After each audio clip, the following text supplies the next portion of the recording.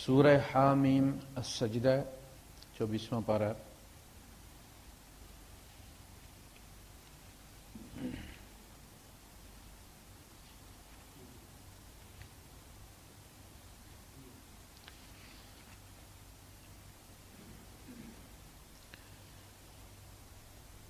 سورہ حامیم السجدہ مکی سورت ہے اور اس کا زمانہ نزول حضرت حمزہ رضی اللہ تعالیٰ عنہ کے اسلام قبول کر لینے کے بعد اور عمر فاروق رضی اللہ تعالیٰ عنہ کے اسلام قبول کرنے سے پہلے کا درمیان. حضرت حمزہ رضی اللہ تعالیٰ عنہ کا جو قبول اسلام تھا وہ ایک بڑی سیریس آپ کہہ سکتے کہ بلو تھی کفار کے لیے، اس لیے کہ عربوں میں 2 آدمی تھے صرف جو 2 تلواروں سے لڑا کرتے تھے، اور وہ حضرت حمزہ رضی اللہ تعالیٰ ان میں سے ایک تھے. یعنی یہ باقاعدہ 2 تلواروں سے لڑتے تھے اور تلوار ہی سے یہ ڈھال کا کام لیتے تھے. تو اب معاملہ سیریس ہو چکا تھا. یعنی پہلے انہوں نے یہ سمجھا تھا کہ 2-4 دن یہ دعوت چلے گی اور اس کے بعد ختم ہو جائے خود سے. تو کچھ عرصہ ان کا مذاق میں چلتا رہا، اور اس زمانے میں جو صورتیں نازل ہوئی ان کا انداز بھی کچھ اور ہے، چھوٹی چھوٹی آیتیں. اور پھر جب سیریس ہو گیا معاملہ اور انہوں نے دیکھا کہ یہ تو دعوت پھیل چکی ہے اور ہمارے گھروں کے اندر پہنچ چکی ہے اور ہمارے بڑے سربر آوردہ لوگ جو ہیں وہ مسلمان ہونا شروع ہو گئے. پہلے جو لوگ مسلمان ہو رہے تھے وہ پسا ہوا طبقہ تھا غلاموں کا. تو ایک دن حرم میں یہ لوگ بیٹھے ہوئے تھے. اب جو منظر آپ حرم میں دیکھتے ہیں، کئی ترکوں کی ٹولی بیٹھی ہوئی ہے، کہیں جناب علی پاکستانیوں کی ٹولی بیٹھی ہوئی ہے، کہیں ملباری اکٹھے بیٹھے ہوئے ہیں، کہیں یہ اس وقت بھی تھا کہ یہ ان کے لیے مجلس کا کام کرتا. جب وہ ہر کام سے فارغ ہو جاتے تھے عصر کے بعد عموماً یہ لوگ آ جاتے تھے اور یہیں پہ ان کی ملاقاتیں ہوتی تھی، طواف کرتے تھے اور اس کے بعد بیٹھ جاتے تھے اور گل گپ چلتی تھی. کوئی نئی خبر بھی ہوتی تھی تو وہیں پنڈال میں آ جاتی تھی کہ آج یہ سنا بھائی تم نے کیا سنا، کیا تم نے کیا سنا. یہی منظر تھا. تو سارے سردار جو تھے جو کفار تھے مشرکین وہ اکٹھے بیٹھے ہوئے تھے. نبی کریم صلی اللہ علیہ وسلم دور بیٹھے تھے، اکیلے بیٹھے ہوئے تھے. عتبہ ابن ربیعہ جو سسر تھے ابو سفیان رضی اللہ تعالیٰ عنہ، انہوں نے ان سے کہا کہ یار معاملہ بڑا سیریس ہو گیا ہے، تو اگر تم لوگ اجازت دو تو میں محمد سے بات کروں.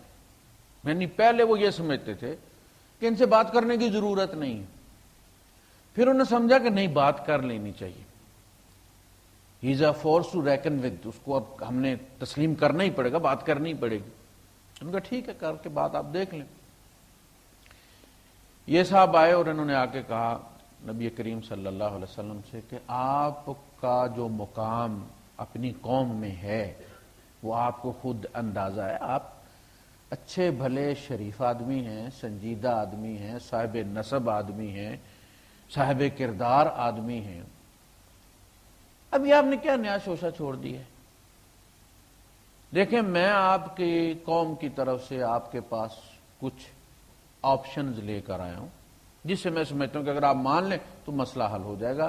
قوم برباد ہو رہی ہے، گھروں میں تفرقہ پڑ گیا ہے اور عداوت بڑھتی چلی جا رہی ہے، سوسائٹی چارج ہو رہی ہے، تو کہیں یہ بڑے فساد میں تبدیل نہ ہو جائے. تو میں آپ کے پاس 3 تجاویز لایا ہوں. آپ مان لیں گے تو آپ کا بھی بھلا ہے، قوم کا بھی بھلا ہے. تو آپ نے فرمایا ابو الولید بات کرو. انہوں نے کہا کہ اگر تو یہ سلسلہ تم نے اس لیے چھیڑا ہے کہ تم بادشاہ بننا چاہتے ہو تو ہم تمہیں اپنا بادشاہ بنا لیں گے. ہمارے یہاں بادشاہی کا نظام نہیں ہے، لیکن کوئی بات نہیں، ہم تمام قبائل مل کے آپ کو اپنا بادشاہ بنا لیں. دوسری بات یہ کہ اگر آپ کو پیسہ چاہیے تو آپ بات کریں ان 32 دانتوں سے، جو آپ مانگیں گے ہم تمام مل کر آپ کو فراہم کر دیں گے. کتنا پیسہ چاہیے یہ دعوت چھوڑنے کے لیے؟ جیسے کسی کینڈیڈیٹ کو بٹھاتے ہیں. اور تیسری بات یہ ہے کہ اگر آپ نے کسی قبیلے سے شادی کرنی، کسی کو خریدنے کا کیا ہوتا ہے؟ پیسہ یا کوئی اسمبلی کی سیٹ یا عورت. اگر آپ شادی کرنا چاہتے ہیں، آپ اشارہ کر دیں ہمیں اپنے پگڑیاں ان کے قدموں پہ رکھنی پڑی تو بھی ہم بیاہ کے لڑکی لے آئیں گے آپ کے لیے، ہم مانگیں گے رشتہ آپ کے لیے، آپ بات کریں، لیکن اس دعوت سے باز آ جائیں. اللہ کے رسول صلی اللہ علیہ وسلم ان کی بات سنتے رہے. جب بات ختم ہوئی تو آپ نے فرمایا ابو الولید آپ کی بات ختم ہو گئی؟ میری بات ختم. یہ انداز ہے نبی کریم صلی اللہ علیہ وسلم کا کہ کتنا بھی اگلا بندہ کتنی بھی بیوقوفی کی بات کر رہا ہو آپ تحمل سے سنتے تھے، جگہ خالی کرتے تھے نا. دیکھیں اگلا بندہ چارج ہے، وہ اپنی بات کو بہت بڑی دلیل سمجھ رہا ہے کہ میرے پاس اتنے بڑے دلائل ہیں. جب تک اس کے اندر سے وہ بات آپ نکالیں گے نہیں، وہاں سپیس آپ کی بات کے لیے نہیں بنے گی. وہ کچرا نکلنے دیں، آپ اس کی بات سنیں. ہم یہ جو کہتے ہیں کہ نہیں تم خاموش تو اس کو بولنے نہیں دیتے میری بات، تو نتیجہ یہ ہوتا ہے کہ آپ 1 گھنٹے کی تقریر کر لیں، اگلے کے اندر ایک جملہ نہیں جاتا، جگہ ہی کوئی نہیں ہے. اسی طرح ایک صاحب تشریف لائے تھے اور انہوں نے بھی یہی کہا کہ دیکھو بھتیجے، میں جب پہلے تم سے ملا تھا تم کوئی اور آدمی تھے، تمہارا ایک مقام تھا، سارے تمہاری عزت کرتے تھے. اب یہ بچے تمہارے پیچھے لگے ہوئے، یہ تو حالت ہو گئی ہے. تو غور کرو اپنی اس پوزیشن پہ اور آج کی حالت پہ. تو تمہارے اوپر شاید جن چڑھ گیا اور میں جنوں کا علاج کرتا ہوں، جنوں کا علاج میں کرتا ہوں، اتارتا ہوں جن، اور دوسروں سے میں فیس بھی لیتا ہوں. بھتیجے تم سے میں فیس بھی نہیں لوں گا، فری میں تمہارا علاج کروں. آپ دوپہر کا وقت تھا، اللہ کے رسول صلی اللہ علیہ وسلم، یہ گلی میں بات ہو رہی ہے، آپ نے اپنی پشت دیوار کے ساتھ ہاتھ رکھ کے ٹیک کے کھڑے ہوئے. یہ نبی کریم صلی اللہ علیہ وسلم کی عادت مبارک تھی. یہی عادت حضرت ابراہیم علیہ السلام کی تھی. آپ کی جب ملاقات ہوئی حضرت ابراہیم علیہ السلام سے بیت المعمور میں، تو اسی پوزیشن میں تھے وہ. تو حضور نے جب نبیوں کا بتایا کہ فلاں نبی فلاں کی طرح تھا، فلاں نبی فلاں کی طرح تھا، تو حضرت ابراہیم علیہ السلام کا آپ نے فرمایا کہ وہ تمہارے صاحب کی طرح تھے، یعنی میری شکل ان سے ملتی جلتی حضرت ابراہیم علیہ السلام سے. تو اس کے بعد آپ نے وہ خطبہ دیا، ان الحمد للہ نحمدہ ونستعینہ ونستغفرہ. یہ پورا جب آپ نے جو خطبہ کہا، ان کا بھتیجے پھر کہو، حضور نے پھر دہرایا. بھتیجے پھر کہو، حضور نے پھر دہرایا. اس نے کہا بھتیجے ہاتھ بڑھاؤ اور مجھے مسلمان کر لو، بس اتنی ساری بات. انہوں نے بھی ایک آپشن یہ رکھا تھا کہ اگر تمہارا علاج کرانے کی ضرورت ہے تو ہم اپنے پیسے سے کرائیں گے، یعنی اگر تم بیمار ہو تو شرمانے کی ضرورت نہیں ہے، تم بتا دو کہ تمہیں کوئی بیماری ہے، تمہیں کوئی جن نظر آتا ہے، کوئی چیز نظر آتی ہے، تمہیں ورغلاتی ہے، تو ہم اس کا بھی بندوبست کرتے ہیں. اس پر نبی کریم صلی اللہ علیہ وسلم نے کہا چاچا بات ختم ہو گئی، ہوگی. ابو الولید بات ختم ہو گئی، ختم ہو گئی. سنو یہ سورت نبی کریم صلی اللہ علیہ وسلم نے پڑھنی شروع. اور جب آپ یہاں پہنچے کہ اگر تم فَقُلْ أَنذَرْتُكُمْ صَاعِقَةً مِثْلَ صَاعِقَةِ عَادٍ وَثَمُودَ، تو ہاتھ سے اس نے نبی کریم صلی اللہ علیہ وسلم کا منہ بند کر دیا. بس یعنی اتنا ڈرتے تھے کہ ان کے منہ سے جو بات نکل جاتی ہے وہ پوری ہو جاتی. تو کہنے لگے اپنی قوم پہ رحم کریں، اپنی قوم پہ رحم کریں. تو یہ اس زمانے کی صورت ہے اور توحید ہی اس کا موضوع ہے اور بڑی ہی اہم صورت ہے. آپ یہ 25ویں پارے میں جا کے ختم ہوگی اور آپ دیکھیں گے کہ جوں اس کا فلو بڑھتا چلا جاتا ہے، آخر کی طرف چلا جاتا ہے، تو شدت آتی چلی جاتی ہے دلائل میں بھی،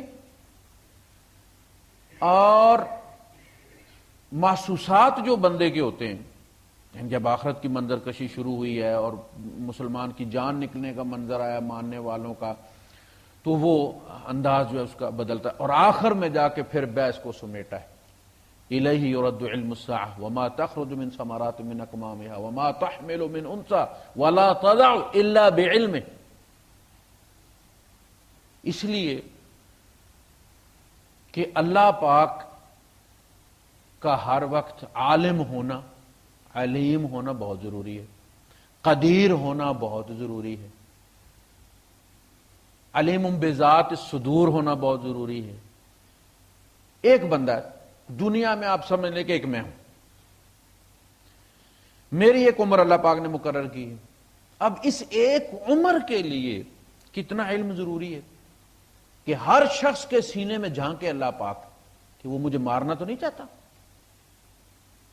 اور میری حفاظت کرے، اس سے اس کا ارادہ بدلی کرے تاکہ میں اپنی عمر پوری کروں. اس چھت کے بارے میں اسے معلوم ہونا چاہیے کہ یہ گرنے والی تو نہیں، کہیں اس پر گر نہ جائے. آنے والی گاڑی کے بارے میں اسے معلوم ہونا چاہیے، اس سے ٹکرانے والی تو نہیں ہے، تاکہ اس کا رخ بدلی کر دے. مجھے ایک بندے کو زندہ رکھنے کے لیے کتنا علم چاہیے اللہ پاک. رزق دینا ہے، کون کون میری نوکری کے پیچھے پڑا ہے وہ اسے معلوم ہونا چاہیے، اس کی سازش کو ناکام بنانا چاہیے. میرے لیے رزق، میں کہاں نکلا ہوں، میں آج جا رہا ہوں بینونا جا رہا ہوں، رویس جا رہا ہوں، جہاں جہاں میں نے چائے پینی ہے پہلے نشان لگایا گیا، تیاری کرو بھائی، کاری نہیں آ رہا ہے اس نے پینی میں.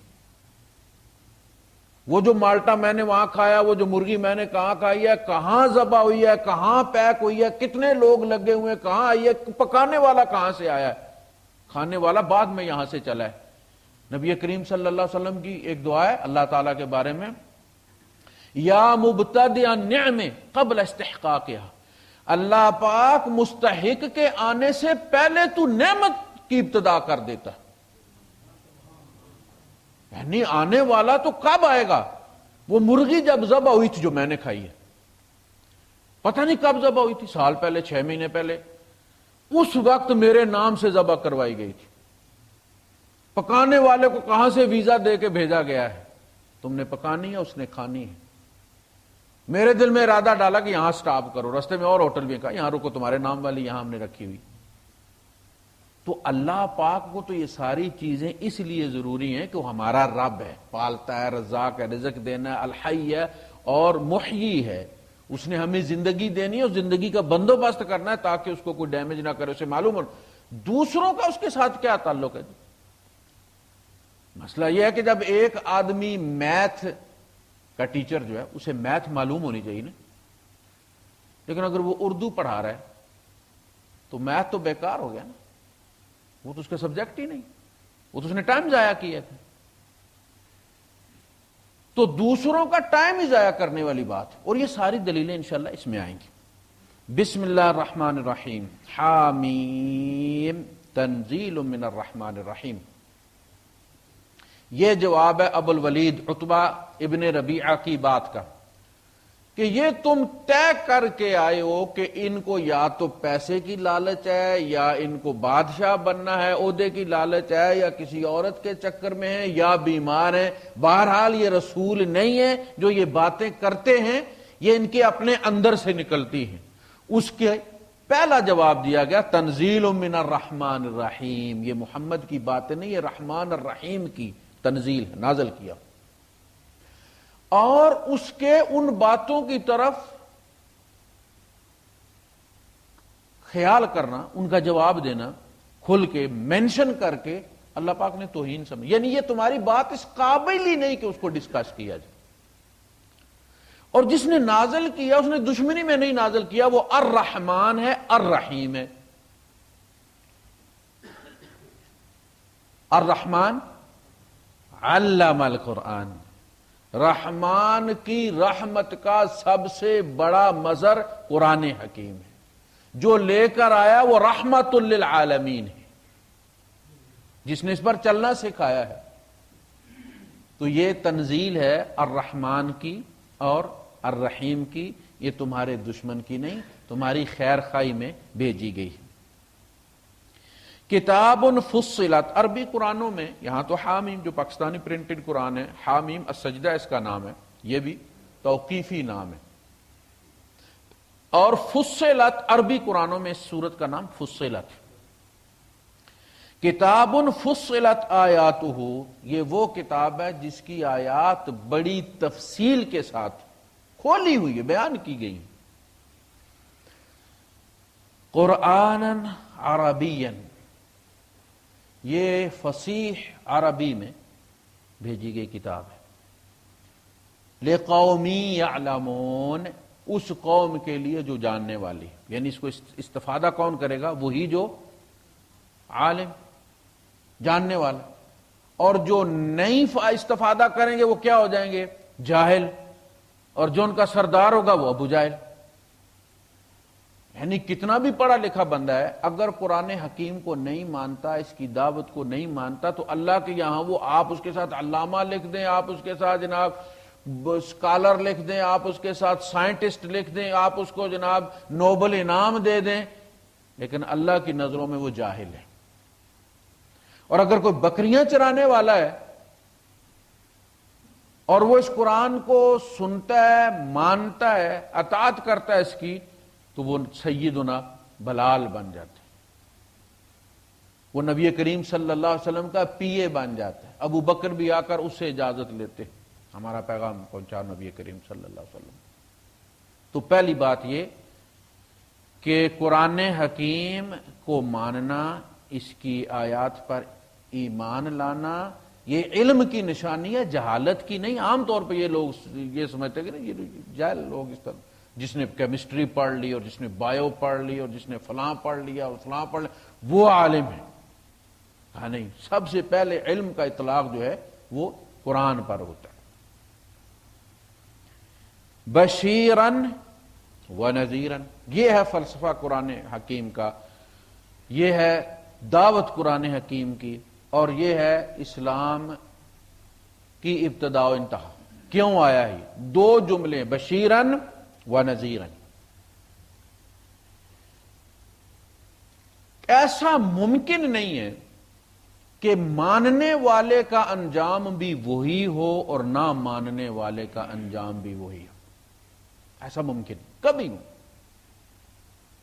کہ ایک بچہ پیپر لکھتا ہے صحیح لکھتا ہے اور ایک بچہ لکھتا ہے غلط لکھتا ہے یا سفید چھوڑ دیتا ہے پیپر کو، اور ریزلٹ والے دن دونوں کا انجام ایک ہو۔ یہ تم دنیا والے بھی نہیں کرتے ہو، یہ تو دنیا کے امتحان میں بھی ایسا نہیں ہوتا۔ تو وہ جو الحکیم ہے وہ کیسے ایسا نظام بنائے گا کہ جو قرآن کو مانتے ہیں وہ بھی، ان کا بھی انجام وہی ہو، اور جو قرآن کو نہیں مانتے ان کا انجام بھی وہی ہو۔ جو قرآن پر چلتے ہیں، قرآن کی مانتے ہیں، ایک تو قرآن کو ماننا وہ سارے مسلمان مانتے ہیں، لیکن قرآن کی کوئی کوئی مانتا ہے، تو قرآن کی ماننے والا اور قرآن کی نہ ماننے والا دونوں برابر نہیں ہو سکتے، ممکن ہی نہیں۔ لہذا یہ بشیرن، یہ خوشخبری دینے آیا ان کو جو اس کی دعوت کو قبول کر لیں، وَنَذِيرًا، اور وارن کرنے آیا ان کو جو اس کی دعوت کو رد کر دیں کہ تم لوگوں کا انجام الگ الگ ہونا ہے۔ یہ مت سمجھو کہ یہ کوئی فلم ہے، یہ بڑی سیریس، انسانی زندگی کی سب سے بڑی سیریس بات جو ہے وہ دین ہے کہ اس کا تعلق کس دین کے ساتھ، اس کا اینڈ کیا ہونا ہے۔ لوگ اس چیز کو سمجھتے ہیں کہ یہ ہابی ٹائپ چیز ہے کہ جی فلاں ریلیجیس مائنڈڈ بندہ ہے، جی چلو جی مسجد جاتا ہے، اور فلاں اس کا دوست ہے یا اس کا بھائی ہے وہ نہیں جاتا، ہیں دونوں مسلمان۔ جنازے میں ہو سکتا ہے کہ وہ جو بھائی ہے اس کا جو نہیں مسجد آتا اس کا جنازہ بڑا ہو جائے کہ جی بڑا سوشل بندہ تھا، جی ہر ایک جگہ یہاں پہنچا ہوا ہوتا تھا، اور جو مسجد والا ہے اس کے وہی مسجد والے بیچارے نمازی ہوں جو بھی 2-2.5 صفحے ہیں اس کی۔ لیکن اللہ کے یہاں فیصلے بندے گن کے نہیں ہوتے۔ حضرت عثمان غنی رضی اللہ عنہ کا جنازہ کوئی 16-17 آدمیوں نے پڑھے۔ تو سب سے سیریس بات یہ ہے کہ آپ یہ سمجھیں کہ آپ قرآن پہ چلیں یا نہ چلیں، نماز پڑھیں یا نہ پڑھیں، روزہ رکھیں یا نہ رکھیں، سود کھائیں یا نہ کھائیں، حج پہ جائیں یا نہ جائیں، اینڈ ایک جیسا ہونا ہے۔ اور اگر مختلف بھی ہوا تو میرے ہاتھ میں وہ بندہ ہے جو تبدیل کروا دے۔ وہ بات آگے آ رہی کہ بائی دا وے اگر میں فیل بھی ہوا تو میرے ابو کے بڑے لمبے ہاتھ ہیں، وہ پرنسپل صاحب سے بات کروا کے پاس کروا دیں گے، ہیڈ ماسٹر صاحب سے بات کر کے پاس کروا دیں گے۔ اللہ کے بارے میں یہ تصور رکھنا کہ وہاں کسی بندے کی اتنی دسترس ہے کہ وہ کسی کا رزلٹ تبدیل کروا دے گا، ایسا ممکن نہیں۔ اس صورت میں آخرت کا ماننا نہ ماننا ایک جیسا، بلکہ نقصان دہ ہے۔ جو لوگ آخرت کو مانتے ہیں لیکن اس طرح مانتے ہیں کہ کوئی بندہ آخرت کے ریزلٹ کو بدلی کر دے گا، فائل اوپر سے نیچے کر دے گا، کوئی پیپر اندر جا کے رکھ دے گا، وہ زیادہ خطرناک ہے بنسبت اس بندے کے کہ جو آخرت نہیں مانتا. اور جو آخرت نہیں مانتا اس کو دلائل سے آپ قائل کر سکتے ہیں کہ بھائی صاحب یہ جو موت ہے یہ انٹرول ہے. ہیرو اور ولن کا سلسلہ شروع ہوتا ہے. کبھی کوئی فلم آپ نے دیکھی ہے کہ جس میں آخر تک ہیرو جوتے کھاتا گیا اور فلم ختم ہو جائے؟ پہلے 10-15 منٹوں میں فیصلہ نہیں ہوتا، اس لیے کہ لوگوں نے پیسے دیے ہوئے ہوتے ہیں، لوگ شیشے توڑ دیں سینمے کے. اگر پہلے ہی پکڑا جائے مجرم اور ہیرو جو ہے وہ پہلے 15-10 منٹوں میں فیصلہ ہو جائے، نہیں وہ لمبا کھینچتے ہیں اس کو، لمبا. ماں ادھر دیکھ رہی ہے، بیٹا پیچھے، آپ کو فکر لگی ہوئی ہے کہ بھائی اب اس کو کہوں کہ اماں پیچھے دیکھو تیرا بیٹا پیچھے ہے، وہ ادھر چل پڑتی ہے، بیٹا ادھر چل پڑتا ہے، 3 گھنٹے انہوں نے پورے کرنے. دنیا کی فلم میں یہ آخرت میں ایسے کیسے ہوگا کہ فرعون اور موسیٰ ہنستے ہوئے دونوں اٹھ اور جفی مار کے ملیں، جی ایک ہی فلم یونٹ میں کام کرتے تھے دونوں. اینڈ کیسے ایک ہو سکتا ہے بھائی؟ یا دنیا میں بھی ہیرو جوتے کھاتا رہے،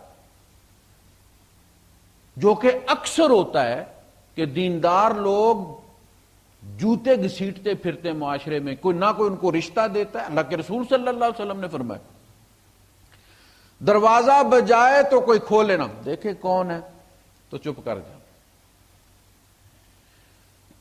رشتہ مانگے کوئی قبول نہ کرے، کسی کی ضمانت دے قبول نہ کی جائے. یعنی اتنا بے وقت بندہ کہ دروازہ کھٹکھٹائے کھولا نہ جائے، ضمانت دے قبول نہ کی جائے، رشتے کا پیغام بھیجے رد کر دیا جائے. فرمایا اللہ کے یہاں اس کا مقام وہ ہوتا ہے کہ قسم کھا لے تو رب اس کی قسم پوری کر دیتا. یعنی دنیا میں تو آپ دیکھتے ہیں کہ نیک آدمی کا برا حال ہوتا ہے. جو سود کھا رہے ہوتے ہیں جناب علی لیموزین میں ان کے جنازے جاتے ہیں. تو پتا چلا کہ بھائی صاحب فلم ختم نہیں ہوئی سانس نکلنے کے ساتھ، یہ انٹرول ہوا ہے، وقفہ ہوا، اٹھیں گے ہم پھر شروع ہوگی. وہ ہے وہ اصل فیز، لائف آفٹر ڈیتھ اور لائف بیفور ڈیتھ. موت دی اینڈ نہیں ہے، موت انٹرول ہے، وقفہ ہوا. جاؤ مونگ پھلی چلی کھا کے پھر آؤ، یہ وقفہ ہوا ہے. پھر اٹھنا ہے تم نے انہی فنگر پرنٹس کے ساتھ، اسی میموری کارڈ کے ساتھ. یتعارفون بینہم، تم ایک دوسرے کے جانتے ہوگے. یہ بندہ بس میں میرے ساتھ ایئرپورٹ پہ جایا کرتا تھا، میری شفٹ میں تھا، یہ بندہ یہ شفٹ انچارج ہے، یہ فلاں ہے، یہ فلاں. یتعارفون بینہم. اسی لیے تو پوچھیں گے نا بھائی صاحب تم کدھر چلے گئے ہو؟ جب جنتی جنت میں جائیں گے، اور جو منافقین تھے جو گاڑی میں ٹانگ پہ ٹانگ رکھ کے بیٹھے رہتے تھے، نماز نہیں پڑھتے تھے، بھائی جب گاڑی کھڑی ہوتی ہے مسلمان اترتے نماز پڑھنے کے لیے، ہندو اور عیسائی اندر ہی بیٹھے رہتے ہیں. اسی طرح نا ایئرپورٹ پہ سارے کام کرتے ہیں، ہندو بھی ہیں، عیسائی بھی ہیں، مسلمان بھی ہیں، کمپنیوں میں سکھ بھی ہیں. مغرب کی نماز کا وقت ہو گیا، الجابر والوں نے گاڑی روک دی، مسلمان اترے، انہوں نے نماز پڑھنی شروع کر دی. شاید چونکہ ڈرائیور عام طور پہ پٹھان ہوتا ہے، پٹھان نمازی ہوتا ہے، انہیں ڈرائیور نے گاڑی روکی، نماز شروع ہو گئی. بھائی اندر سکھ عیسائی بیٹھے ہوئے ہیں، وہ جو مسلمان باقی اندر رہے ہیں سکھ ہو گئے ہیں کہ نہیں ہو گئے؟ یہ ان کے ساتھ کیسے اٹھیں گے جنہوں نے باہر سار سجدے میں رکھا ہوا ہے؟ حضور نے فرمایا نا حدیث میں کہ یہ نمرود اور فرعون کے ساتھ بے نمازی کا انجام ہوگا. یہ فرعون نے ٹانگ پہ ٹانگ رکھی، ایک نے سر سجدے میں رکھا ہوا ہے، دوسرے نے ٹانگ پہ ٹانگ رکھ کے رکھی، سگریٹ پی رہا ہے. دونوں کیسے ایک ہو سکتے ہیں بھائی صاحب؟ تم لاکھ جنازے اس کے پڑھو، حرم میں کر لو تم اس کا جنازہ، اللہ کو چیٹ نہیں کیا جا سکتا. فرمایا العہد بیننا و بینہم الصلاۃ، ہمارے اور ان کے درمیان ایگریمنٹ ہے نماز کا. من ترکھا فقد کفر، جس نے اس کو چھوڑا اس نے کفر کر دی. شناختی کارڈ پہ وہی نام ہے، پتاخے پہ وہی نام ہے، پاسپورٹ پہ وہی نام ہے، ڈرائیونگ لائسنس پہ وہی نام ہے، اللہ کے یہاں کافر قرار دے دیا گیا. یہاں محمد بشیر ہے، محمد نذیر ہے، سراج الدولہ ہے، کچھ بھی ہو سکتا ہے وہ، لیکن اللہ کے یہاں من ترکھا فقد کفر. اسی لیے جب انٹرول ہوگا تو قبر میں سب سے پہلے سٹیٹس چیک کیا جائے گا کہ یہ جو بھیجا ہے یہ بلا کیا ہے. یعنی یہ نہیں دیکھا جائے گا کہ ابھی پبلک باہر کھڑی ہے اور جنازہ اس کا فلاں فلاں پڑا اور فلاں مولوی صاحب نے، ہمارے یہاں مولوی دڑلے والا لے کے آتے ہیں نا ٹھیک ٹھاک 6 سلنڈر کہ فلاں پیر صاحب نے فلاں کا جنازہ پڑھایا ہے، اور اس کی بجائے کسی غریب گناہگار کو تم پکڑ کے لے آتے نا تو اس کے یہاں درد زیادہ ہوتا. ان کے اندر تو تکبر بھرا ہوا ہے، اس کے اندر اس کا درد کیا آگا؟ وہ تو جتنی عاجزی سے کوئی بات کرے گا اتنی قبول ہوگی نا. پہلے پوچھا جاتا ہے من ربو کا، اب اس نے رب کس کو بنایا ہو؟ اسی کو جس کی مانی ہوگی. رب تو وہ ہے نا. وہ من ربوں کا پوچھا یہ جا رہا ہے کہ تو نے ارباب کس کو بنایا ہوا تھا، کس کی مانتے تھے تم، کس کے پاس کام کرتے تھے؟ تم تو پتاکہ لے کے بھاگ گئے تھے شناختی کارڈ بنا کے مسلمانوں والا، تم بیٹھتے تھے جا کے سکھوں کے ساتھ فلم دیکھتے تھے نماز کے وقت، تم تو بھاگے ہوئے تھے رب سے. من ربوں کا، ما دینوں کا، تیرا دین کیا تھا؟ تو دین کیا ہے؟ لائف سٹائل، زندگی کس طرح گزار کے آئے ہو تم. پتہ چلے گا بھائی وہ تو دوسروں کی طرح گزار کر. ایسی بات نہیں کہ فرشتے اس کے وہ سب ان کو معلوم ہے. اس کی فائل دیکھنا، ڈاکٹر جب آپریشن کرنے آتا ہے تو فائل اس کے پاس ہوتی ہے مریض کی، ان کے پاس فائل ہے، وہ اصل چیک کر رہے ہیں کہ اصلی کیا ہے. بشیرن و نذیرا، یہ بشارت بھی دیتا ہے، وارن بھی کرتا ہے، انذار بھی کرتا ہے. یہ تمہیں ماننے والوں کو بشارت ہے، اور وہ بشارت آگے آئے گی چل کے، جس میں کہا گیا تتنزل علیہم الملائکۃ اللہ تخافوا ولا تحزنوا وابشروا بالجنہ. تم ڈر مت کرو، تم رحمان اور رحیم کے پاس جا رہے ہو، 70 ماؤں سے زیادہ پیار کرنے والے کے پاس جا رہے ہو. ایسی کوئی بات نہیں. حزن مت کرو کہ یہ میری حویلی چھوٹ گئی ہے، یہ میرا گھر چھوٹ گیا ہے، یہ میرے، تمہیں آگے اس سے اتنے بڑے بڑے محلات ملیں گے کہ یہ تو تمہیں اپنے سرونٹ کوارٹر جو ہے وہ سرونٹس کوارٹر کے برابر بھی یہ جگہ تمہیں نظر نہیں آئی. وَأَبْشِرُوا بِالْجَنَّةِ، بشارت لو جنت کی، الَّتِي كُنْتُمْ تُوعَدُونَ، جس کے وعدے پہ تم زندگی گزار کر آئے ہو. اعتبار کرتا ہے نا، اعتماد کرتا ہے نبی کی زبان پر. اندیکھی دنیا کے لیے، اندیکھے پلاٹوں کے لیے دے دیتے. یہ لیجیے، یہ اعتبار کی بات ہے. اور آخرت کی قیمت نبی کریم صلی اللہ علیہ وسلم فرماتے ہیں کہ یہ دنیا وما فیہا، یہ سب اگر سونے کا بن جائے تو بھی جنت کی ایک کوڑے کی جگہ کے برابر بھی نہیں اس کی قیمت. جنت میں آپ کوڑا پھینکتے ہیں جب تو چابک کتنی جگہ لیتا ہے؟ 2 میٹر جگہ نہیں لیتا ہوگا. یعنی جنت اتنی، وہاں کی عورت کا کے کپڑے کی جو ہتھیلی جتنا کپڑا دنیا اس کی قیمت نہیں ہے. وہ تو صرف کس کی قیمت لگ رہی ہے؟ اعتماد کی، بلائنڈ فیتھ کی. تم نے اندھا اعتماد کیا ہے، تم نے دیکھا نہیں ہے. یؤمنون بالغیب، اس اعتماد پر تمہیں وہ اعلیٰ چیز دی جا رہی ادنا کے بدلے. فَأَعْرَضَ أَكْثَرُهُمْ، ہونا یہ چاہیے تھا کہ ان کی اکثریت کو مان لینا چاہیے تھا. 2-4 بندے درمیان میں رہ جاتے، یعنی ہونا یہ چاہیے تھا. ایک تو نبی تمہارے اپنے اندر سے آئے، کوئی باہر سے نہیں آئے کہ تمہیں پتہ نہیں بیک گراؤنڈ کیا ہوتا. لوگ آتے ہیں مسجد میں، مجھے نہیں پتا، داڑھی رکھی ہوئی ہے اتنی تھی بڑی، مسجد سے اٹھتے نہیں، ذکر اذکار کرتے رہتے، پتہ چلا پیچھے 4 قتل کر کے آئے ہوں. ایسا ہوتا ہے. تو یہ نبی تمہارے اندر پیدا ہوئے، تمہارے اندر جوان ہوئے، تم ان کو جانتے ہو. پہلی بات یہ تمہارے اپنے اندر سے آئے ہیں. دوسری بات یہ کہ ان کے کردار سے تم واقف ہو. تیسری بات یہ تمہاری زبان میں آئے.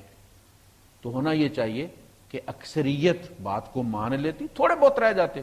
لیکن ہوا کیا؟ فَأَعْرَضَ أَكْثَرُهُمْ، یہ فا جو ہے یہ شرطی ہے، یہ بتا رہا ہے کہ ہوا الٹ معاملہ.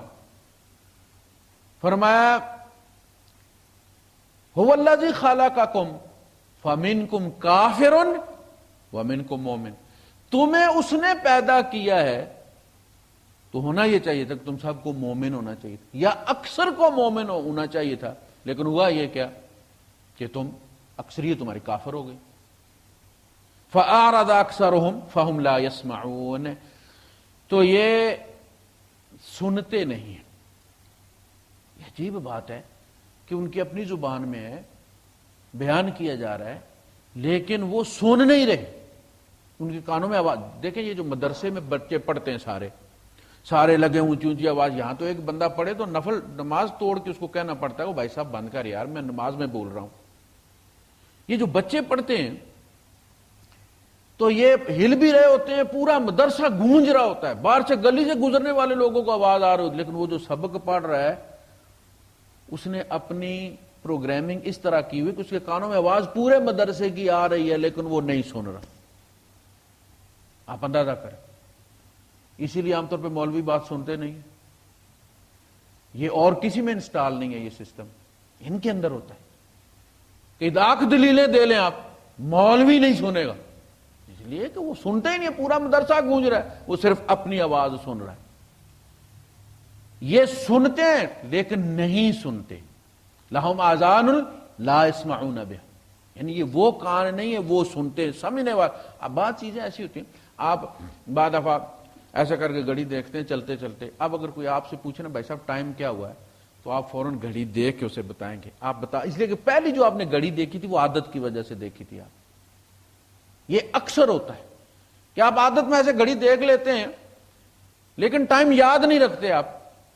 وہ جب آپ سے کوئی پوچھے کیا ٹائم ہوا تو پھر جب آپ غور سے سمجھنے کی نیت سے گھڑی کو دیکھتے ہیں تو بعض دفعہ ایکسیڈنٹ اس وجہ سے ہو جاتا ہے کہ آپ نے شیشہ دیکھا ہے لیکن گاڑی دیکھنے کی نیت سے نہیں دیکھا، بلکہ آپ نے باتیں کرتے کرتے کسی سے اپنی عادت کے مطابق ایسے شیشہ دیکھا اور آپ نے گاڑی کو نوٹ نہیں کیا، اس کا نوٹس ہی نہیں لیا، اور گاڑی آپ نے ٹریک میں، اور اس نے مار کو تم پاگل ہو، میں تم دیکھ نہیں رہے ہو، میں آ رہا ہوں، میں نے لائٹیں بھی جلائی ہوئی، اور اس نے شیشہ دیکھا بھی ہے لیکن اس نے شیشہ گاڑی دیکھنے کے لیے نہیں دیکھا، عادت پوری کرنے کے لیے دیکھا. بہت بڑی یہ ایک وجہ ہوتی ہے ایکسیڈنٹ کی. اور اسی لیے کہا جاتا ہے ڈرائیور کو انگیج مت کریں، وہ اپنی عادت کے مطابق شیشے سارے دیکھتا رہتا ہے ہر پل اس کی نظر، لیکن بعض دفعہ وہ صرف عادت پوری کرتا ہے اور گاڑی ٹریک میں ہو بھی تو نہیں دیکھتا. تو یہ لا يسمعون، ان کو آوازیں آ رہی ہیں لیکن کالانعام، جیسے گائے بھینس بکری کو بھی آواز آتی ہے نا، لیکن اسے نہیں پتا کہ آپ غزل گا رہے ہیں یا آپ قرآن کی تلاوت کر رہے ہیں یا آپ انگلش کی کوئی پوئم یاد کر رہے ہیں، آواز اسے آ رہی. اس لیے ان کو کہا گیا اولئک کالانعام، دے آر کیٹلز، یہ بھینسیں اکٹھی ہوئی ہیں، یہ سنتے ہیں کہ کیا ہو رہا ہے لیکن انہیں یہ نہیں پتا کہ ڈیمانڈ کیا ہم سے چاہا کیا جا رہا ہے. وقالوا قلوبنا فی اکنۃ مما تدعونا الیہ، یہ ایک اور کرائسس، کہ یہ کہیں کہ ہماری بدبختی کہ آپ کی باتیں سن کے دنیا رو رہی ہے اور ہم پر وہ اثر نہیں ہوتا. اللہ سے دعا کریں ہمارے اوپر بھی کوئی ایسا اثر ہو. وہ کہتے ہیں لو جی یہ تو ہیں بے وقوف لوگ، قلوبنا فی اکنۃ، ہمارے جو دل ہیں فی اکنہ لیمینیٹڈ ہیں، ہم نے ان پہ پلاسٹک کور کیا ہوا، تم کتنے بھی دلیلیں دو ہمارے وہ نہیں. بلکہ وہ کیا کہتے ہیں شکر ہے بچ گئے، دلیلیں بڑی قوی تھیں لیکن ہم ان کاد لیضلنا، یہ تو ہمیں بھٹکانے ہی لگا تھا، لولا ان صبرنا علیہا، ان کاد لیضلنا عن آلہتنا، یہ تو اتنی زبردست دلیلیں دے رہے تھے کہ ہم اپنے ہاتھوں اٹھا کے بت پھینکنے والے تھے. لولا ان صبرنا علیہا، اگر ہم پکے ٹھکے نہ ہوتے اپنے عقیدے میں تو ہم نے اٹھا کے باہر پھینک دی ہوتے. یعنی وہ اس کو اپنی گردانتے کہ یہ ہم ماشاءاللہ بہت ایمان والے ہیں کہ اس نے تو ہمیں بڑا جو ہے وہ کرنے کی کوشش کی ہے، بزرگوں سے پھیرنے کی کوشش کی ہے، لیکن الحمدللہ ہم بھی بڑے ڈیٹ ہیں، ہم نے بالکل مان کے نہیں دیا. ان کاد لیضلنا عن آلہتنا لولا ان صبرنا علیہا، اگر ہم نے صبر نہ کیا ہوا ہوتا، اگر ہم جدی پشتی نہ ہوتے تو ہم ہار جاتے. تو وہ منظر بالکل اسے کہتے قلوبنا فی اکنۃ مما تدعونا الیہ، تیری دعوت ہمارے دلوں میں کبھی نہیں اتر سکتی، ہم نے اپنے دلوں کو تیل پلایا ہوا. وفی آذاننا وقر، اور ہمارے کانوں میں ڈانٹ دیے ہوئے ہیں، وقر بوجھ جو تھا، ہم نے اندر جو ہے وہ سٹڈ لگائے ہوئے ہیں، آپ کی آواز اندر نہیں اترتی. وَمِن بَيْنِنَا وَبَيْنِكَ حِجَابٌ، اور تیرے اور ہمارے درمیان پردہ ہے، دیوار ہے. اللہ پاک نے کہیں کہیں اس کا جواب فوری دیا ہے، بل طبع اللہ علیہا، اللہ نے مور کر دیا، تم نے نہیں لیمینیشن کی، پلاسٹک تم نے نہیں چڑھایا، تمہارے کرتوتوں کی وجہ سے اللہ پاک نے اس کو لاک کر دیا۔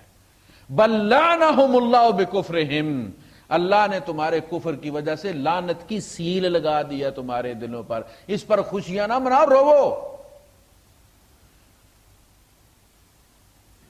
فَعْمَلْ إِنَّنَا عَامِلُونَ، تو کر لے جو کرنا ہے، ہم کر رہے ہیں جو کرنا ہے۔ یعنی یہ کھلا اعلان جنگ ہے کہ تمہاری بات ہم پر اثر نہیں کرتی، ہم نے قبول نہیں کرنی، تو جتنا مرضی ہے زور لگا لے، ہم سے جو ہو رہا ہے ہم کر رہے ہیں۔ قُلْ إِنَّمَا أَنَا بَشَرٌ مِثْلُكُمْ، نبی آپ ان سے کہیے کہ میں تمہاری طرح کا بشر ہوں، نہ تو تمہارے دلوں کی مور میں کھول سکتا ہوں، نہ تمہارے کانوں کے پردے میں ہٹا سکتا ہوں، یہ تو میرا رب ہی کر سکتا۔ میری طرف وہی جو کی گئی ہے وہ میں تمہیں سنا دیتا ہوں۔ انما یوحی الی انما الہکم الہ واحد، کہ تمہارا الہ ایک ہے، فاستقیموا الیہ، تم اس کی طرف یکسو ہو جاؤ، آگے پیچھے جاتیاں مت مارو۔ فاستقیموا الیہ، ہوتا ہے نا کہ بندہ بینک پہ کھڑا ہوتا ہے تو ایک میں تیز رفتار میں پیسے بھیجنے، دوسری میں چیک کیش ہو رہے ہیں، تو بندے کو خفقی لگی رہتی ہے کہ یار یہ سو سکتا ہے کہ یہ لائن تیز رفتار والی ہے یا چیکوں والی ہے، ایسا نہ ہو کہ میں جب جاؤں اتنی لمبی لائن کراس کر کے میرا نمبر آئے تو پتہ چلے یہاں بھائی صاحب چیک کیش ہو رہے ہیں، تیز رفتار والا دوسرا کاؤنٹر ہے، تو وہیں سے وہ پوچھ لیتا ہے کہ جی یہ تیز رفتار والا ہے یا چیک والا ہے، وہ کہتا ہے جی سارے چلتے ہیں۔ وہ بات جو ہے وہ ان سے کہی جا رہی ہے کہ یہ جاتیاں آگے پیچھے لائنوں میں مت مارو، یہاں ایک ہی ہستی ہے جو بیٹے بھی دیتی ہے، بیٹیاں بھی دیتی ہے، بانج بھی بناتی ہے، مصیبت بھی بیچتی ہے، مصیبت اٹھاتی بھی ہے، مصیبت بھیجنے کی بھی ایک حکمت ہوتی ہے۔ آپ دیکھیں ویکسین جب دی جاتی ہے بچے کو تو بخار تو چڑھتا ہی ہے نا، لیکن وہ بخار پھر لولے پن سے بچا لیتا ہے، معذوری سے بچا لیتا ہے، بڑی بیماری سے بچا لیتا ہے۔ اسی طرح جب بیمار اللہ پاک کو مصیبت بھیجتا ہے تو کیوں کہ وہ وَلَقَدْ أَخَذْنَاهُمْ، ہم انہیں پکڑتے ہیں، بالعذاب، کوئی مصیبت بھیج دیتے ہیں، فَمَسْتَكَانُوا لِرَبِّهِمْ، یہ کوئی نرمی بھی تو نہیں نہ دکھاتے رب کے سامنے، کسی جھکاؤ کا اظہار بھی تو نہیں کرتے نا کہ ٹھیک ہے بھائی کوئی مصیبت لگی ہے تو پلٹ کے آ جائے۔ اللہ پاک تانا نہیں دیتے، یہ کوئی بری بات نہیں ہے کہ آدمی کہے نہیں جی اب اتنا عرصہ نہیں کیا تو اب جو ہے وہ اب کروا کے رب دیکھ لے، اب اس نے مصیبت ڈالی ہے کہ میں واپس آ جاؤں، ایسے تو میں نہیں آؤں گا۔ بڑے بڑے بدبخت ہوتے ہیں۔ یہاں ایک پائلٹ تھا Dubai air force, captain Shakeel صاحب کا دوست تھا، منکر خدا، یعنی منکر خدا سے یہ کہ وہ کہتا تھا ہوگا بنایا ہوگا جس نے، لیکن وہ نماز روزہ یہ ساری چیزیں کہتا تھا ان کا کوئی تعلق نہیں اس کے ساتھ۔ کریش ہوا، اس کو کمر اس کی ٹوٹ گئی، نچلا دھڑ بیکار ہو گیا، اور وہ اتنا ماہر تھا اپنے کام میں کہ انہوں نے دبئی والوں نے اس کو لیکچرار رکھ لیا تھا اپنی جو ان کی ایئر فورس اکیڈمی ہے اس میں، اس کو باقاعدہ ویل چیئر پہ لے کے آیا جاتا تھا، تھیلی پیشاب والی ساتھ لگی ہوئی ہوتی تھی، اور وہ ان کو لیکچر دیتا تھا اسٹوڈنٹوں کو، تنخواہ اس کی لگی ہوئی تھی۔ میں اور کیپٹن شکیل صاحب گئے جب یہ اس کا چلا تو اس نے کیپٹن شکیل صاحب نے اسے کہا کہ آپ اللہ پاک آپ کو شفا عطا فرمایا، آپ اللہ پاک سے معافی مانگا کر۔ اس نے کہا کہ اگر تو اس نے اس لیے توڑی ہے میری کمر کہ اب میں سر جھکا دوں گا، جھکا کے دیکھے۔ آپ شیطان کو روتے ہیں، یہ شیاطین الانس بھی ہوتے ہیں۔ فَمَسْتَكَانُوا لِرَبِّهِمْ، نہ تو وہ کوئی کمزوری انہوں نے دکھائی کہ 4 دن ہی گناہ چھوڑ دینا بندہ، تو اس کو کہتے ہیں فیس سیونگ، وہ خدا ہے نا، اللہ ہے، اس نے بنایا ہمیں، پیار بھی کرتا ہے۔ ماں باپ بہانے ڈھونڈتے ہیں اولاد سے صلح کے، ماں جب کھانا بچے کا بند کر دیتی ہے تو پھر چاہتی ہے کہ منیمم سزا پر بچہ کہے کہ آئندہ نہیں کروں گا، تو وہ کھانا پہلے اس نے گرم کر کے رکھا ہوا ہوتا، وہ 70 ماؤں سے زیادہ پیار کرتا، کبھی تانا نہیں دے گا کہ اس لیے واپس آئے کو مصیبت آئی ہے، ممکن ہی نہیں، اس کی شان سے بالا تر ہے۔ لہذا فاستقیموا الیہ واستغفروہ، یکسو ہو جاؤ اور اپنے کاموں کی، پچھلے اپنے ماضی کی اس سے معافی مانگو۔ وَوَيْلٌ لِّلْمُشْرِكِينَ، اور بربادی ہے مشرکوں کے لیے. اس لیے کہ مشرک جو ہے وہ دو جگہ تقسیم کرتا ہے. مشرک کی مصیبت یہ ہے کہ خرچہ زیادہ کرتا ہے. کافر جو ہے وہ خرچہ کو یہ یکسو ہوتا ہے نا، کافر ہے کفر میں یکسو ہے. یہ دو جگہ بھتہ دیتا ہے، ادھر قربانی بھی دیتا ہے ادھر 11ویں بھی دیتا ہے، ادھر قربانی بھی دیتا ہے ادھر بابا دمڑی والی سرکار کو بھی دیتا ہے، ادھر زندہ پیر پہ بھی بکرا چڑھاتا ہے، اور قبول دونوں کو ہی نہیں ہوتے. اللہ پاک نے فرمایا وَجَعَلُوا لِلَّهِ مِمَّا ذَرَى مِنَ الْحَرْثِ وَالْأَنْعَامِ نَصِيبًا، سورہ الانعام اسی نام اسی لیے رکھا گیا. فَقَالُوا هَذَا لِلَّهِ وَهَذَا لِشُرَكَائِنَا، کہتے ہیں یہ اللہ کا ہے اور یہ ہمارے ان شریکوں کا جنہوں نے قیامت کے دن ہمیں اپنے جبے میں چھپا کے لے جانا ہے. حالانکہ ننگے اٹھیں گے سارے، جبہ کوئی نہیں ہوگا ساتھ، جبہ تو تم یہیں اتار لیتے ہو ان کا. تو وہ ادھر بھی دیتا ہے ادھر بھی دیتا ہے اور قبول دونوں نہیں ہوتے. فَقَالُوا هَذَا لِلَّهِ بِزَعْمِهِمْ وَهَذَا لِشُرَكَائِنَا، وہ کہتے ہیں یہ اللہ کا ہے، لیکن اللہ پاک نے مینشن کیا کیا ہے؟ بِزَعْمِهِمْ، ان کے زعم میں وہ اللہ کا ہے، اللہ کے زوم اللہ قبول ہی نہیں کر رہا. اگر آپ 99 اللہ کو دیں، ایک کسی کو دیں، اللہ پاک وہ 99 بھی اس کو دے دیتا ہے. آپ نے حدیث قدسی پچھلے جمعے میں سنی ہے، اللہ کا کوئی فائدہ کر ہی نہیں سکتا. فما کان لشرکائہم فلا یصل الی اللہ، جو تو انہوں نے شریکوں کو دیا وہ تو اللہ کو پہنچتے نہیں، اس لیے کہ دیا ہی شریکوں کا. وما کان للہ فہو یصل الی شرکائہم، وہ بھی انہی کے کھاتے میں. وہ جتنا گناہ یہ دینے کا ہے اتنا ہی وہ بھی ہے. خسارہ دو جگہ ان کا ہو گیا. اچھا وہ کرتے بھی اسی طرح تھے کہ دو ڈیریاں بنا دی، یہ اللہ کی ہے اور یہ لات منات کی یا دمڑیاں والی سرکار کی یا 11ویں شریف یا زندہ پیر یا گمگول شریف یا فلاں کی. اگر وہ دانے مکس ہو گئے آپس میں تھوڑے سے تو وہ کہتے تھے وہ کوئی نہیں، اللہ غنی ہے، اس کو کیا ضرورت ہے، بابے والی ٹیری وڈی کر دو. یعنی اس وقت یہ بھی ان کی سائیکی تھی کہ اللہ کو ضرورت نہیں ہے، اللہ تو بڑا غنی ہے، کوئی نہیں اس طرف زیادہ اس طرف والا ادھر نہیں جانا چاہیے. الذین لا یؤتون الزکاۃ، جو زکوٰۃ نہیں دیتے یعنی تزکیہ نہیں کرتے. یہاں زکوٰۃ سے مراد ابن عباس رضی اللہ عنہ کے مطابق تزکیہ نہیں کرتے اپنا. اور تزکیے کی ابتدا جو ہوتی ہے وہ عقائد سے ہوتی ہے. یاد رکھیں عقیدہ سب سے پہلے عقائد کا جو ہے وہ سکین ہوتا ہے. عقیدہ درست ہوگا، منزل درست ہوگی، اکاؤنٹ درست ہوگا تو اگلا پروسیس شروع ہوگا کہ پیسے کہاں بھیجنے، جی کس اکاؤنٹ نمبر کیا ہے، نام کیا ہے، بینک کون سا، اکاؤنٹ نمبر بتا دیں آپ، بینک غلط بتائیں آپ کو نقصان ہو جائے گا، پھر واپس تو نہیں آنا. وَهُمْ بِالْآخِرَةِ هُمْ کافرون، دو جگہ ہم ہو گیا. اور فرمایا وہی ہیں وہ جو آخرت کے منکر ہیں. حالانکہ یہ آخرت کو مانتے تھے لیکن کہا گیا کہ اصلی منکر یہ ہیں آخرت کے، جنہوں نے جس مقصد کے لیے آخرت بنائی گئی تھی نا اس مقصد کو انہوں نے کرپٹ کر دیا. کہ اگر آخرت میں بھی انصاف نہیں ہوگا، وہاں بھی دنیا والا نظام ہوگا کہ یہاں بھی جس کی اپروچ ہے، جس کا واسطہ ہے، وہ جیل سے بھی نکل آتا ہے جناب، وہ زیادہ وزن بھی اس کا نکل جاتا ہے. یعنی دنیا میں واسطہ فوق القانون ہوتا ہے، کوئی قانون اس پہ نہیں. اگر قیامت کے دن بھی بھائی صاحب یہی ہونا ہے تو پھر قیامت کی عدالت تو نورا کشتی ہوگی نا، ٹوپی ڈرامہ ہو گیا کہ وہ کون سی آخرت ہے جس میں انصاف نہیں ہوگا. اللہ پاک کہہ رہا انصاف ہوگا، کسی پر ظلم نہیں ہوگا، ہر ایک سے اس کو، ہر ایک کو موقع دیا جائے گا کہ وہ اپنا عذر پیش کرے اور دلائل سے بات کو رد کیا جائے گا. ان الذین آمنوا وعملوا الصالحات، جو لوگ ایمان لائے اور انہوں نے اعمال صالحہ کیے. صالحہ ایک ہوتا ہے، ہم عام طور پہ صالحات سمجھتے ہیں روزہ، نماز، زکوٰۃ، حج، یہ اعمال صالحہ ہیں، یہ صدقہ دیا.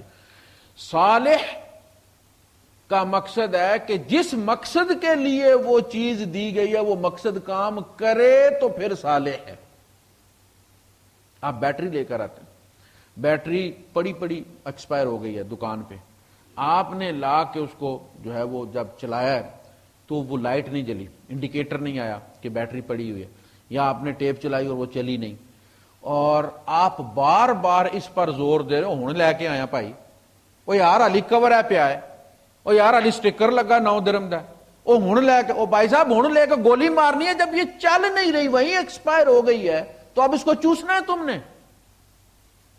صالح کا مطلب وہ ہے کہ نماز وہ کام کرے جس کے لیے فرض کی گئی ہے، پھر صالح ہے۔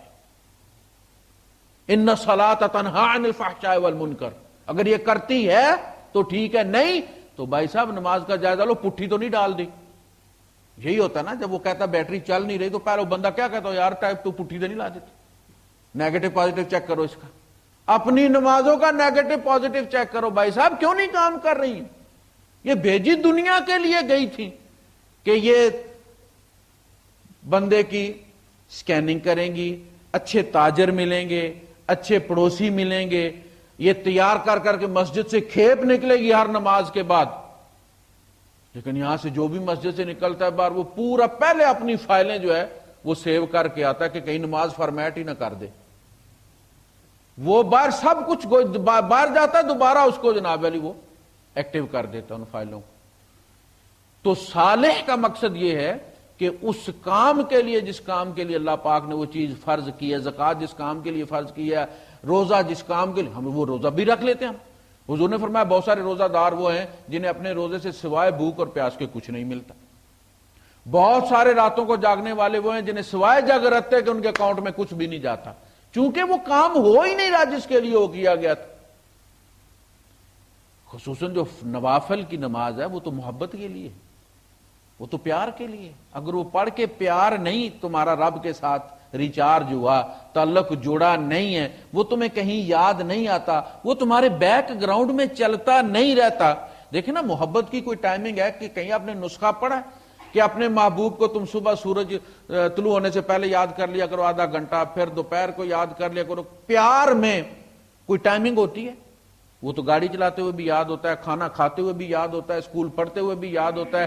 رب وہ پیار مانگتا ہے، وہ تم دکان میں ہو، میرا پیار بیک گراؤنڈ میں چل رہا ہو، جیسے آپ کا اینٹی وائرس کام کر رہا ہو چونکہ کو لگتے وہ فوراً وارن کرتا ہے، اسی طرح جب ہاتھ موڑنے لگے تو اللہ سے پیار کہنا، یہ وائرس ہے شیطان کی طرف سے، سیدھا کر ہاتھ پورا تول۔ اگر نماز یہ کام نہیں کرتی تو پھر پتہ نہیں، جائزہ ہی لینا پڑے گا۔ اعمال صالح۔ دوسری بات، پیالی ہے، اس میں ایک لائن پڑ گئی ہے، اس کو ہمارے ڈاکٹر حضرات کہتے ہیں ہیئر لائن فریکچر، اس سے چیز باہر نکلتی نہیں ہے، پیالی سے نشان پڑا ہوتا ہے لیکن چائے ہو یا پانی اس میں سے باہر نہیں نکلتا، لیکن اس فریکچر کے ساتھ وہ پیالہ غیر صالح رہتا ہے۔ یہ ہے جہاں سے اسلام نے یہ اڈاپٹ کی ہے نا ٹرم صالحہ، وہ عربی کی یہ اصطلاح ہے کہ جب پیالے میں فریکچر ہو جائے ہیئر لائن تو وہ غیر صالح ہو جاتا ہے، اپنی استحقاق کھو دیتا ہے، اس گھر میں رہنے کا رائٹ کھو دیتا ہے، اب وہ گھر والے کی ڈسپوزل کے اوپر۔ اگر وہ اگنور کر دے تو وہ پیالہ 10 سال اس گھر میں چلتا رہے، اور اگر کسی دن شوہر کا موڈ آئے یا بیوی کا موڈ آئے تو وہ اٹھا کے پھینک بھی سکتے ہیں۔ اسی طرح ہماری نمازیں، ہمارے روزے، ہمارے صدقات، اگر ان میں کوئی ہیئر لائن فریکچر بھی ہے، ہمارے تو ہیئر لائن فریکچر نہیں، یہاں تو ہڈیاں ٹوٹ کے باہر نکلی ہوئی ہیں، اگر ہماری نماز میں ذرا بھی کمزوری ہے تو وہ اپنا قبولیت کا استحقاق کھو دیتی ہے، رب کے کرم پر چلی جاتی ہے، قبول کر لے تو مہربان ہے۔ اگر ہمارے حج میں، ہمارے روزے میں، دیکھنا روزے کے درمیان ہم جھوٹ بھی بولتے رہتے ہیں، ہم غیبت بھی کرتے رہتے ہیں، ہم کام کی چوری بھی کرتے رہتے ہیں، روزہ رکھا ہوا اور چھپ کے کہیں لیٹے ہوئے ٹھنڈا کر رہے ہیں روزے کو، کام والا ڈیوٹی، اب رزق حرام ہو رہا ہے ہمارا، سحری افطاری اسی حرام کے ساتھ ہو رہی ہے، تو ہم اس کو جان بوجھ کے فریکچر کر دیتے ہیں۔ تو اب وہ استحقاق، اب بندہ قیامت کے دن یہ نہیں کہہ سکتا کہ اس کو قبول کرو، یہ اس کی کریمی ہے، کہ وہ نظر انداز کر دے. اللہ کے رسول صلی اللہ علیہ وسلم فرمایا جس پر اللہ پاک مہربان ہوگا وہ اس کی کوالٹی چیک نہیں کرے گا. فرشتہ وہاں سے بول دے گا اتنے لاکھ نمازیں, اللہ پاک کہے گا اتنے لاکھ نمازیں. ٹھیک ٹھیک ٹھیک. حضور نے فرمایا عائشہ جس کی کوالٹی چیک کرنے کے لیے رب نے روک لی اس کی فائل, اس کی ماں مر گئی. پھر ممکن نہیں.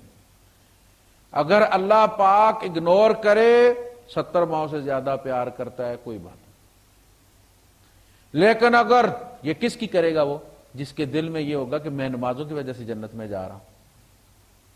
جب بندہ یہ سوچے گا نا کہ یہ کوئی میرے اوپر اللہ کا کرم نہیں ہے, اسی تو نمازیں پڑھ پڑھ کے یب گئے ہیں بھائی, نہیں جنت نہ ملتی تو کیا ملتا, ہم بھی تو نمازیں جوانی سے ہی پڑھ رہے تھے, ہم روزے رکھ رہے تھے. اس وقت آ جائے گا اس کی نماز لگا کے دکھاؤ, اسے نماز لگی ہے,